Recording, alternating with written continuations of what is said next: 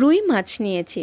মাছের মধ্যে লবণ দিয়ে এপিট ওপিট করে ম্যারিনেট করে কিছুক্ষণ রেখে দেওয়ার পর কড়াইয়ে সর্ষের তেলটাকে বেশ ভালো করে ধোঁয়া ওঠা গরম করে তাতে সামান্য লবণ দিয়ে মাছগুলো দিয়ে একটু লালচে করে ভেজে উঠিয়ে রাখলাম। এবার ওই তেলেই 5 ফোড়ন, শুকনো লঙ্কা, তেজপাতা একটু বেশ সুন্দর গন্ধ এলে তারপর কুচি করে নেওয়া পেঁয়াজটাকে বেশ লালচে করে ভেজে নেওয়ার পর পেঁয়াজ আর কাঁচা লঙ্কার পেস্টটাকে বেশ জমিয়ে কষিয়ে নেওয়ার পর 2-3 টেবিল চামচের মতন পোস্ত একটু কষে নেওয়ার পর জল পরিমাণ মতন, তারপর স্বাদ মতন লবণ ও সামান্য একটু মিষ্টি দিয়ে কয়েক মিনিট ফুটিয়ে ভেজে রাখা মাছ, চেরা কাঁচা লঙ্কা, উপর থেকে গার্নিশিংয়ের জন্য দিয়ে দিচ্ছি ধনেপাতা। তারপর কয়েক মিনিট ঢাকা দিয়ে ফুটিয়ে নেব। তার আগে অবশ্যই কাঁচা সর্ষের তেলটা ছড়িয়ে নেব।